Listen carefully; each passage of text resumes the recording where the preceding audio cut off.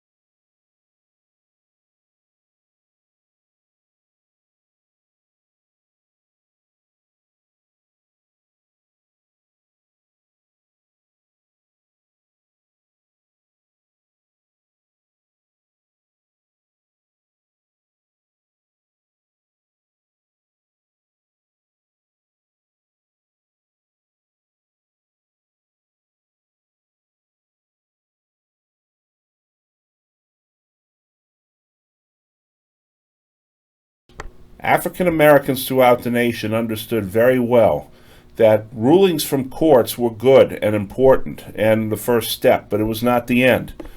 They needed to enforce civil rights. They needed to claim those civil rights as their own.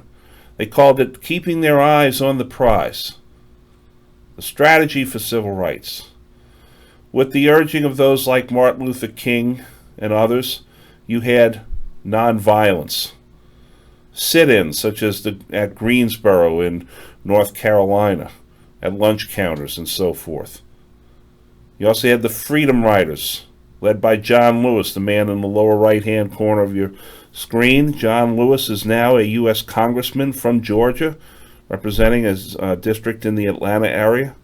John Lewis rode on the trailways, buses, to integrate interstate bus travel in the South. This was to enforce the Commerce Clause of the United States Constitution, and the Supreme Court would eventually back him up. But the Freedom Riders encountered a great deal of violence, and I challenge you to look on PBS documentaries for the American experience and look at the Freedom Riders. Of course, this was not going to be simply acquiesced to by whites. No less a personage than Theophilus Eugene Connor, the police commissioner of Birmingham, Alabama, a clinical psychopath. He begins to use the police and German shepherds and even fire hoses in the fire department to break up marches by African Americans, passing public order laws in many of these towns, which were assaults on the First Amendment, prohibiting African Americans from organizing in any way publicly. Eventually, this would be met by violence from African Americans. Ella Baker is the founder of what becomes known as the Student Nonviolent Coordinating Committee, one of the first major organizations for civil rights. But the joke was, even among SNCC members, is that it was neither nonviolent nor coordinated. Nonetheless, it does achieve a good many things in the protest region especially. Then you have Stokely Carmichael, who passed away in 1998. He became known as Kwame Ture when he adopted Islam. But Stokely Carmichael was that quintessential in-your-face African American who oftentimes made many whites uncomfortable. For instance, my grandfathers went to their graves hating that man to death. But he was a honorary prime minister of the Black Panther Party, for instance. And whereas Martin Luther King preached tolerance and nonviolence, Stokely Carmichael was of a different sort altogether. Eventually, though, African Americans, to really bring it home to members of Congress and to the rest of America, organized the March on Washington on August the 28th, 1963. Its official title was the March on Washington for Jobs and Freedoms. Recognizing that the Civil Rights Acts existed and that Jim Crow was fading, but African Americans were still in a position of subordination to the rest of society. It is, of course, here that Dr. Martin Luther King delivers his I Have a Dream speech.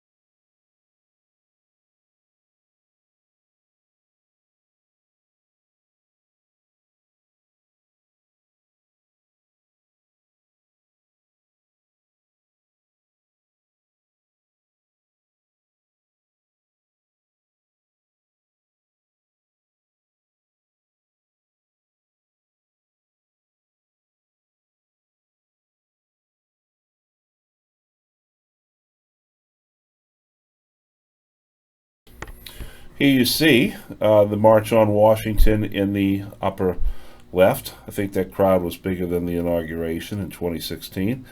That's a joke, but true nonetheless. And the organizers of the march are Bayard Rustin and Cleveland Robinson. They two of the organizers, A. Philip Randolph of the Brotherhood of Sleeping Car Porters, and a variety of other African American leaders organized the March on Washington. This was not just an African American affair.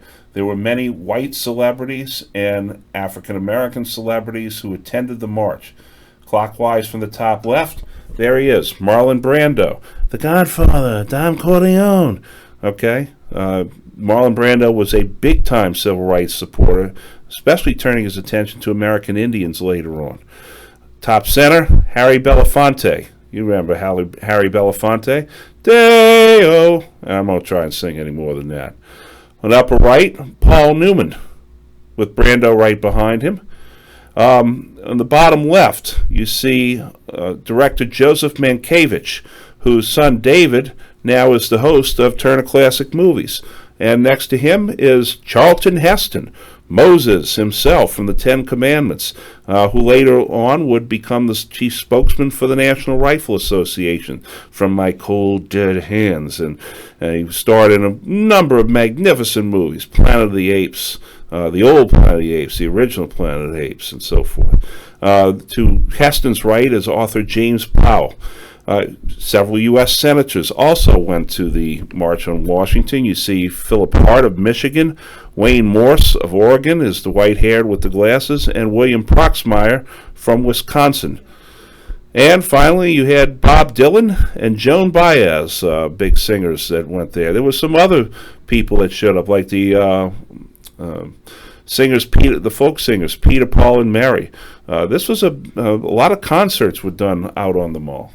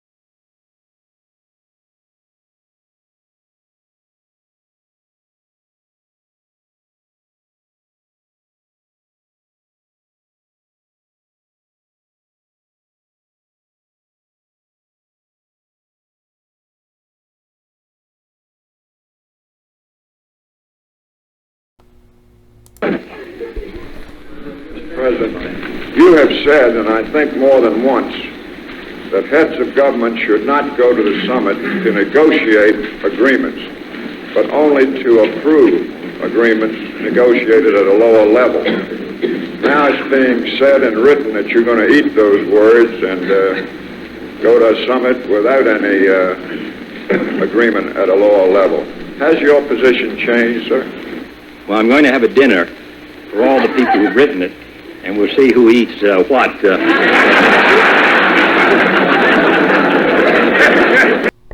I think that in hearing the talking of President Kennedy and handling the questions from the press, and this just one instance shows a markedly different White House press relationship than currently, shall we say, exists today. John F. Kennedy was the second son of Joseph Francis Kennedy. His older brother was Joseph Patrick Kennedy, Jr., and it was the older brother, Joe, who was the one who was supposed to be groomed for the higher offices, the higher things. The younger Kennedy, the second of 9 children to Rose and Joseph P. Kennedy, was something of a sickly boy. And while he was well cared for and also groomed by his father, it was expected that the older brother would be the one that would carry on the family torch. The Kennedys are an interesting family because Joseph Kennedy came from a bootlegger's Irish-American family, whereas his mother, Rose, came from a long-standing Irish political family in Boston, Rose Fitzgerald. Kennedy's maternal grandfather was John Fitzgerald. He's named after his maternal grandfather, who was the mayor of Boston, nicknamed Honey Fitz. Kennedy, when the Second World War broke out, both the older 2 Kennedy boys enlisted in the service. And the older brother, Joseph Kennedy, was shot down and killed over Europe, and the first Kennedy son to die. And so the mantle fell to young John, who was a PT boat captain in the Pacific, commander of PT 109. His ship was cut in half by a Japanese marine destroyer. He was very badly injured, suffered back problems the rest of his life. When he came home, he parlayed his wartime service into defeating the incumbent senator from Massachusetts, Henry Cabot Lodge, Jr., who was the son of the former Henry Cabot Lodge, Sr., who had been Woodrow Wilson's big staunch opponent in the election of, in the Treaty of Versailles. Kennedy went from being the Senate in Massachusetts to being a vice presidential candidate in 1956, although he did not get the nomination from his party.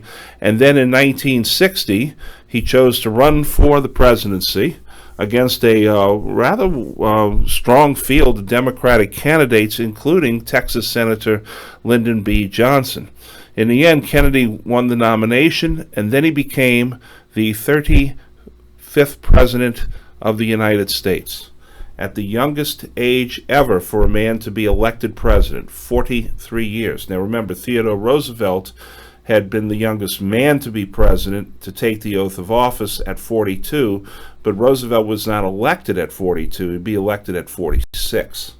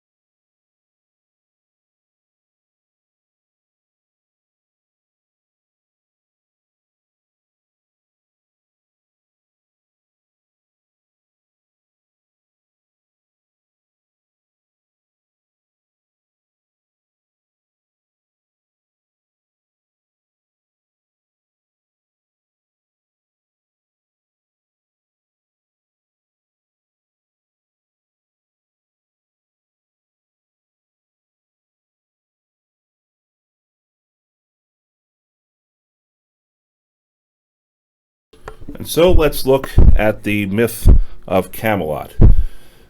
John F. Kennedy, as president, served as president for less than 1,000 days. And yet, what 1,000 days it was, and because of the fact that it was a presidency that was cut short, sort of adds to the legend and adds to the myth.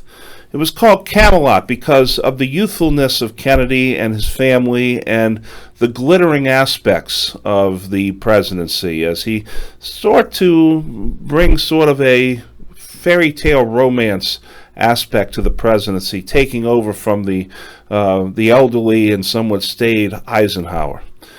So how did John F. Kennedy become the president? First of all, in 1960, the Republicans chose Ike's running mate and vice president, Richard Nixon, as their presidential nominee. The Democrats chose Kennedy.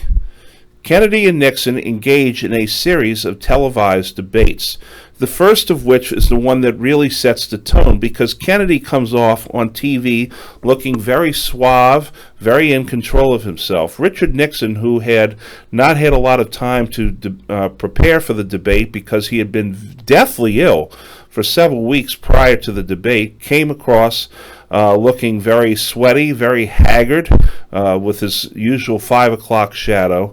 And those who watched the debates roundly agreed that Kennedy won. However, those who listened to the debates on radio said it was actually Nixon that won the debates. So that's interesting. And you see how television as a medium developed. And so this is the first advantage that Kennedy has over Nixon. Secondly, you have the Kennedy strategy. He chooses his former opponent, Lyndon Johnson, who said some pretty rough things about Kennedy in the primary battle. He chooses him as his running mate. Why? Kennedy is from Massachusetts. He went to Harvard. He represents the coastal elite, as we call them today. Lyndon Johnson, on the other hand, comes from the state of Texas. He's a Southern Democrat. And already the Democratic Party is beginning to realize that Southern Democrats are beginning to kind of slip through their grasp politically, that they're beginning to tack more and more toward the right, especially in the age of civil rights. And so, using Lyndon Johnson as his vice presidential candidate, he'll begin to hammer the GOP on civil rights and the fact that, well, they've done some things, but they haven't done enough. And he was going to promote youth in the White House. It wasn't going to be these old farts like John Foster Dulles and so forth. Instead, he's going to bring in young, able and eager and brilliant executives. He's going to look for the best and the brightest, as he would call them. At the end of the evening on Election Day, John F. Kennedy won by only 100,000 votes in the United States. Now, you think about that. 50,000 votes plus one swings the election in the other way, and Richard Nixon becomes the President of the United States. That's significant, folks.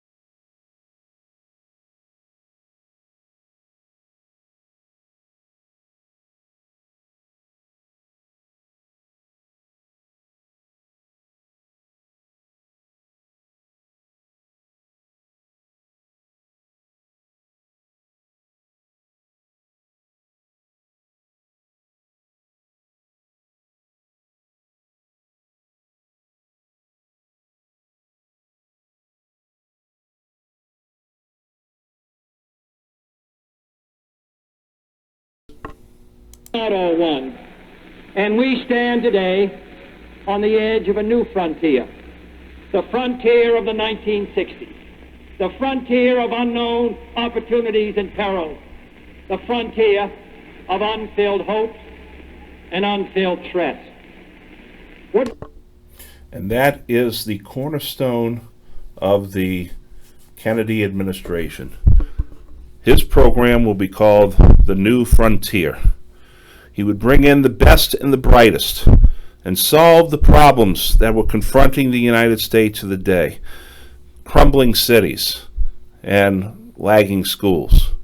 He was going to call out to the American people and elicit from them a sense of service. Remember what he said in his famous inaugural address, and now I'm going to start doing my Kennedy impersonation. Ask not what your country can do for you. Ask what you can do for your country. And that is the cornerstone of Kennedy right there. That's the new frontier. To the young people of America, he issues the challenge of the Peace Corps. He establishes the Peace Corps, which was designed to be something of an addendum to the Marshall Plan, but this time we're going into the third world.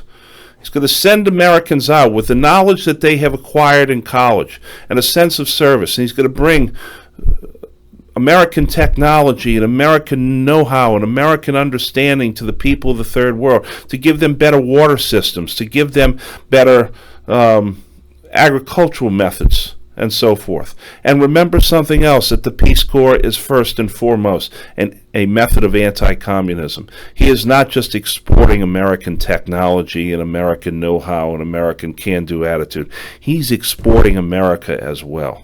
That is one of the big keys of the Peace Corps. He appoints his brother-in-law to head the Peace Corps, Sergeant Shriver, Robert Sergeant Shriver, who was married to one of Kennedy's sisters. They produced a daughter named Maria, and Maria would go on and marry the Governor, Arnold Schwarzenegger. As part of Kennedy's new frontier, he's looking more than just at the frontier of the country and the land. He's looking beyond even the earth itself. Remember that the United States and the Soviet Union were engaged in what was known as the space race. The idea was very simple. We're going to put a man on the moon. And Kennedy says, we choose to go to the moon, not because it is easy, but because it is hard. Got to remember, Kennedy's from Massachusetts. That's the key. We're going to the moon, but he's challenging Americans. Find a new way. Find newer ways to do things, and go to the moon. When it came to foreign policy, Kennedy makes an adjustment to Eisenhower's massive retaliation. And the adjustment is simple. He scraps it, throws it out. Says, we're not going to have any more massive retaliation. We're going to develop flexible response. What is flexible response, you ask? Flexible response means that if the Soviets have a little incursion here or do a little thing there, then we have a little incursion and we do a little response to it. We adapt our response to the circumstances. And he was going to go and hammer the Soviets in diplomacy. Going to make sure that the Soviets knew who the young Turks were in this world of foreign diplomacy. Well, Kennedy was going to get his ass handed to him at Vienna and find out that the Soviets weren't too bad at diplomacy either. The picture that you see that came up on the right, you see Kennedy in the sunglasses, and immediately to Kennedy's right, looking up, is Werner von Braun, who was Hitler's rocket scientist, who came to the U.S. before the Soviets could get to him. He's one of the reasons why we made it to the moon. But let's not forget the hidden figures that also made it to the moon, or helped us make it to the moon. The black women mathematicians and engineers that did it.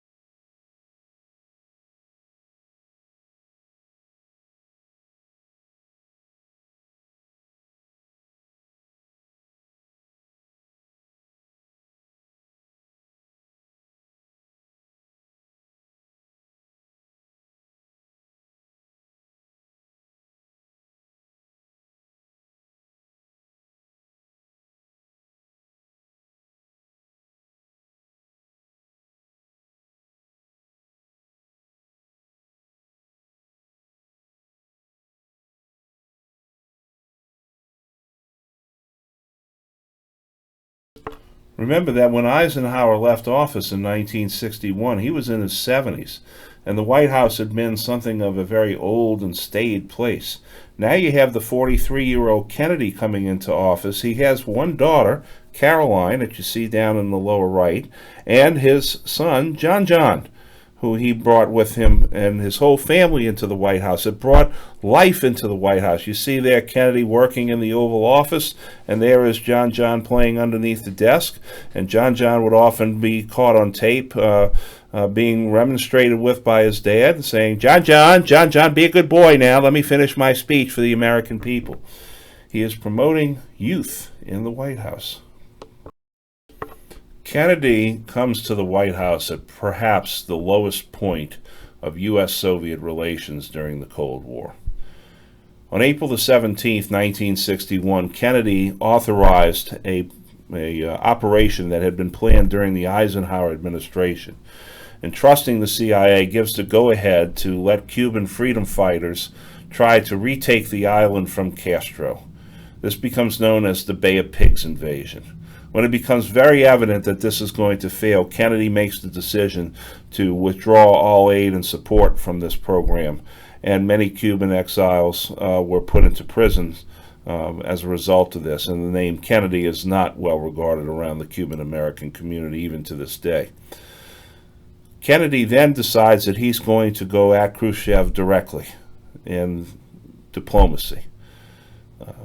They have a summit at Vienna in 1961, and Kennedy walks out of the summit realizing that Nikita Khrushchev is quite frankly a bully, but a very good bully, as in the sense that he's very effective at it.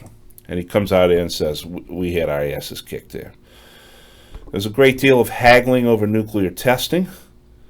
And then in 1961, Khrushchev has the East Germans erect the Berlin Wall and surrounds West Berlin with a wall. And that's where Kennedy goes to Berlin and issues his Ich bin ein Berliner, in which he tells the people of Berlin, I am a Berliner with you in West Berlin. But the people of Berlin had a joke over that because people of Berlin did not call themselves Berliners.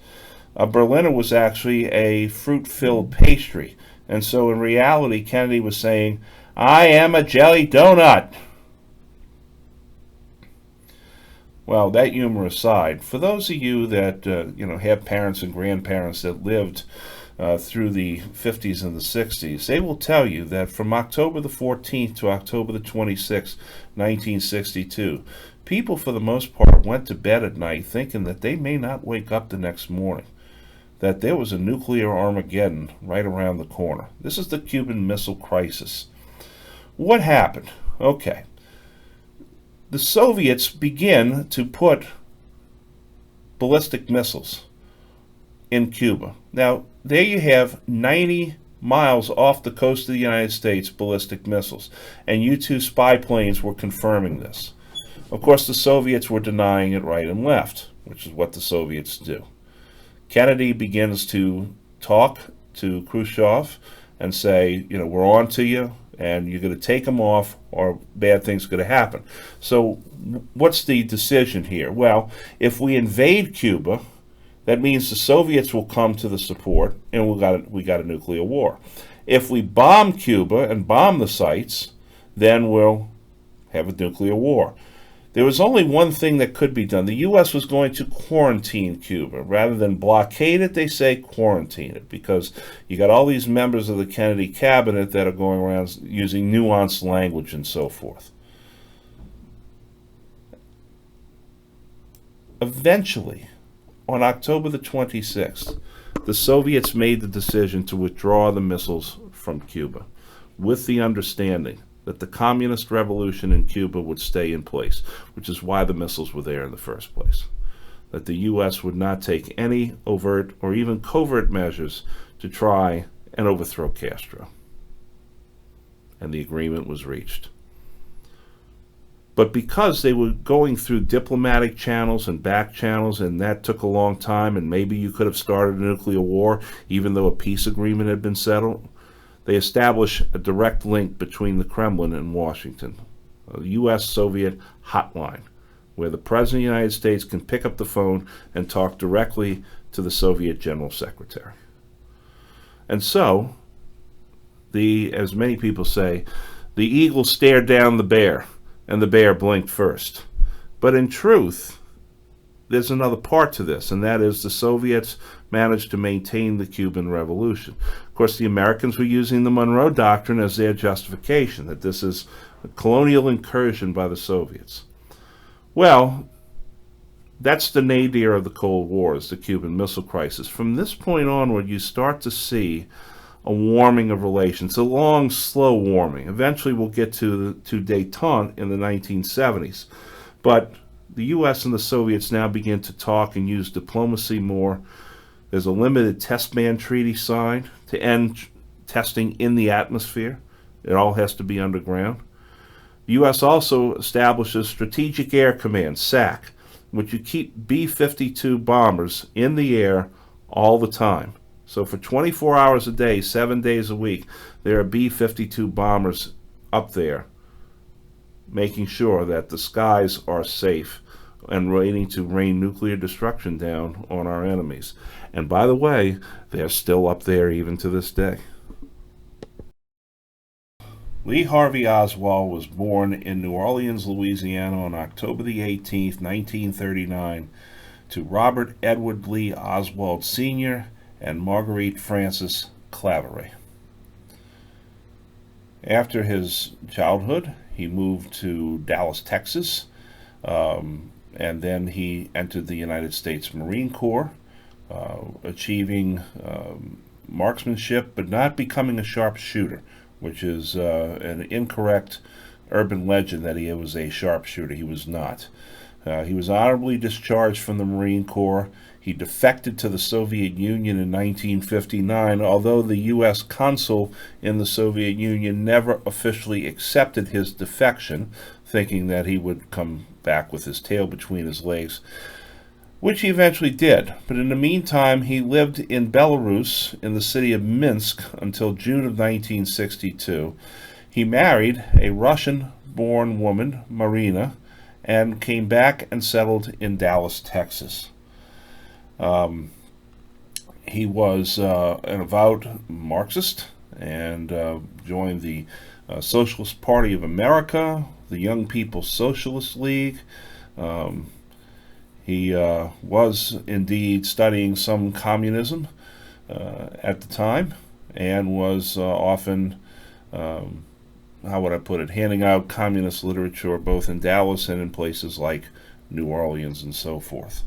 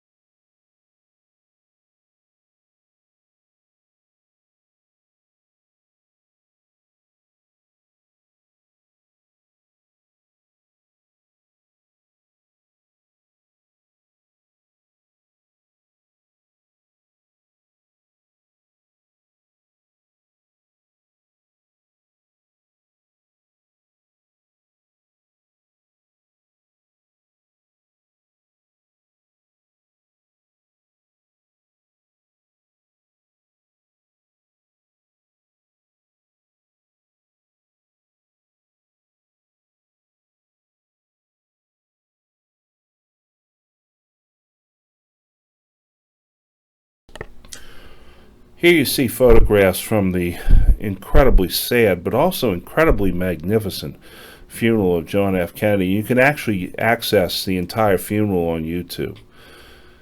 There you see Kennedy's body being carried from the White House to the Capitol on the caisson, where they say more than 500,000 people passed through the rotunda of the Capitol to view the body of the president. On the left, you see the veiled figure of Jacqueline Kennedy, who was very overwrought with grief, but managed to hold it in most of the time. Holding her right hand is her young daughter, Caroline Kennedy. And at the bottom left, you see her son, John saluting. To Jackie's left is Robert F. Kennedy, Kennedy's second younger brother, who was the Attorney General of the United States, and himself would be killed just 7 years later. To Jackie's right, you see the tall figure of Senator Edward M. Kennedy, the youngest of the Kennedys, the youngest brother, who was the senator from Massachusetts at the time. And between Jackie and Teddy is the actor Peter Lawford, who was Kennedy's brother-in-law. At the bottom right, you see the final interment of the casket at Arlington National Cemetery as the members from all the services hold the flag. But I draw your attention to the soldiers in the green and khaki in tight formation with their arms extended. Those soldiers are from the Republic of Ireland. And in March of that year, Kennedy and Jackie had gone to Ireland to visit Kennedy's ancestral home and lay wreaths at the grave of Commodore John Barry and so forth. And Kennedy addressed the Irish Parliament, where he said, if it hadn't been for happenstance of birth, I probably would be sitting with you all today instead of as president. The Irish people loved him. They turned out. He was so popular there. He told them all to make sure they came over to America and registered to vote. It was a magnificent trip, and he said, I'll be back next spring, which of course he never was. But in the process of the visit, Jackie saw the Irish soldiers and how well disciplined they were in their drill, and she demanded that they come and be at the gravesite for the funeral. And so they flew these young men in the night before the funeral, put them at Fort Lee, Virginia, then brought them to the graveside. They didn't get to see any of the funeral themselves. They simply were at graveside, and then they put the casket in the ground while the Irish troops were doing their drill. After it was over with, the Irish troops were back on the plane heading home. And Kennedy, of course, was laid to rest in Arlington, as I said, and the eternal flame was lit.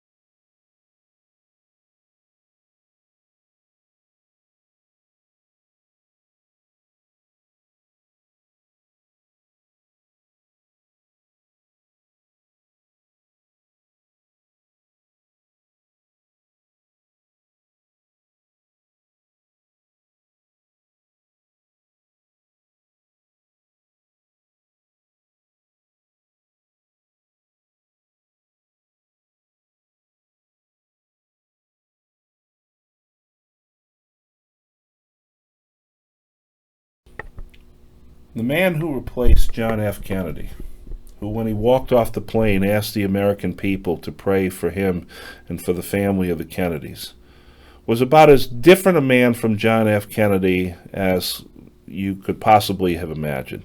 Lyndon Baines Johnson did not come from a wealthy northeastern family. No, he came from the Texas backcountry, a place of great poverty. He didn't go to Harvard. He went to the Texas State Teachers College. Like Kennedy, he did go into the Navy, but as a congressman from Washington, he was not allowed to serve. Nonetheless, he tried to get out into the Pacific and traveled out there until President Roosevelt heard about it and ordered him back right away. as a Democrat in the days of Roosevelt, he became an ardent New Dealer. In fact, he believed himself to be, in many ways, the inheritor of the New Deal, that he was going to create a new program to take the New Deal to the next level. He had an interesting style all his own. It was called the Johnson treatment, where he got into your personal space. He leaned into you, nose to nose, talking to you in a very congenial Texas way, but you could tell that there was a hint of brutality right underneath there. Whereas Kennedy was suave and debonair, Johnson was coarse. How coarse was he? Well, he was noted for some of his very coarse statements. For instance, when asked why he did not fire J. Edgar Hoover, he once remarked, "Well, I'd rather have him inside the tent pissing out than inside the tent pissing out than outside the tent pissing in." I almost messed that up. And he would often take his staff and secretaries, males, into the men's room with him when he had to have a bowel movement, and would conduct a meeting from the stall. Yeah. And this is all on the White House tapes, by the way. Some of the recorded conversations, or the phone conversations that he had with tailors and so forth. He's a complex man, Lyndon Johnson. He is very well-intentioned and good-natured, and at the same time he could be very brutal and very vindictive, even to members of his own cabinet. Bobby Kennedy and he did not like each other at all. As I said, Lyndon Johnson is a very complex man. He's very courageous, incredibly courageous, politically courageous, unlike what we're seeing right now in the United States Senate.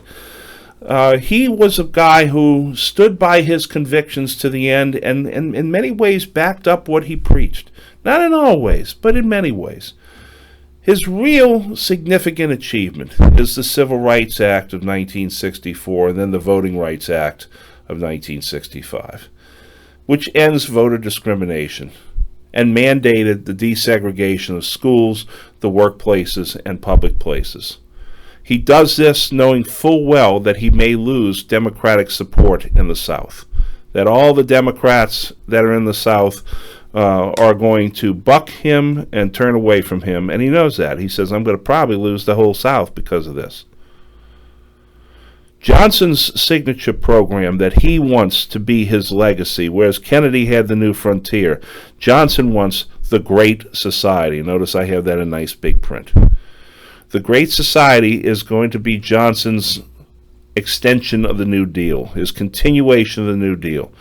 It's going to be a war on poverty. He felt that it was absolutely wrong that places like where he grew up and other places in America were places of abject poverty. He was going to bring poverty to an end.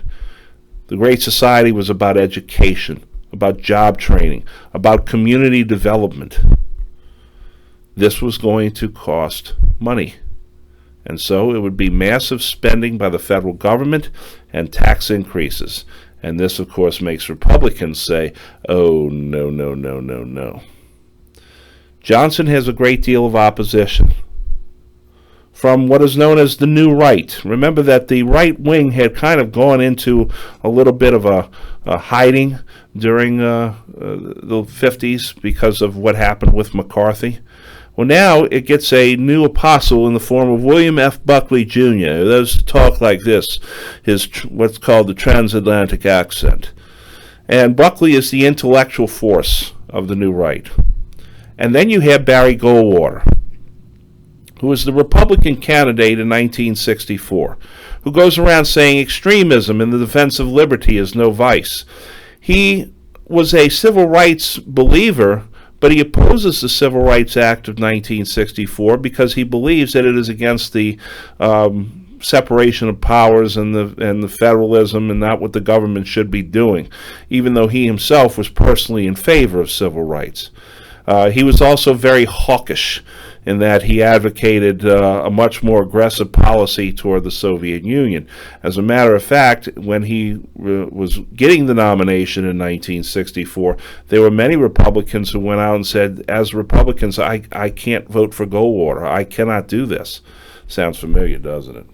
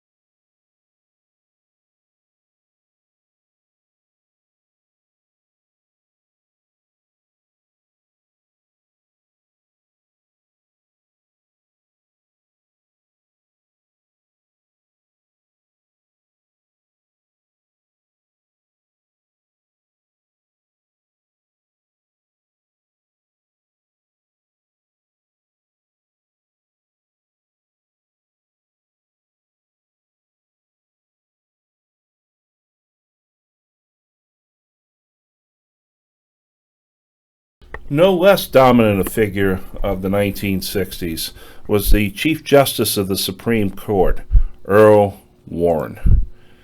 Earl Warren was the Republican governor of California and a very conservative politician. But remember, once you get to the Supreme Court, you no longer have to run for office. You no longer have to pander to a voting base. You can do what your conscience dictates to you. And Earl Warren had a conscience. And oftentimes Eisenhower said that was the biggest regret of my life, appointing him to the Supreme Court. As governor of California, he was right-wing, but not overly right-wing, and he was an opponent of Richard Nixon. He and Nixon did not like each other at all. And when Warren gets to the court, he is the one who issues the Brown v. Board of Education majority ruling. Now in the 1960s, the Warren Court will become known as what many conservatives like to call an activist court. That is, they're trying to rework the laws or reinterpret the laws in a very progressive, active way. Case in point, in 1963, you have the Gideon v. Wainwright, which allows right to counsel for all those who are accused. This is all part of the Bill of Rights in Warren's mind. You have Escobedo versus Illinois, your right to have counsel present when you're being questioned by the police. And then, of course, there's the Miranda case, Miranda v. Arizona, the right to be informed of rights to counsel and silence. You have the right to remain silent. If you give up that right, anything you say can and will be used against you in a court of law. You have the right to an attorney. If you cannot afford an attorney, then one will be appointed for you by the court. Do you understand these rights? Warren also earns the wrath of many right-wing conservatives by mandating that prayer should be taken out of public schools. This is the Murray v. Curlett case. Madeline Murray O'Hare, who was once called the most hated woman in America and will later be murdered with members of her family over money. Madeline Murray O'Hare was a devout atheist. She appeared on The Tonight Show many times, and she advocated for taking prayer out of public schools. She said, I don't have a problem with people praying. It's just that I don't want to have my children told who to pray for and what to pray and what God. I mean, do we pray to Buddha? Do we pray to Jehovah? Do we pray to Allah? I mean, you know, who mandates what we pray for?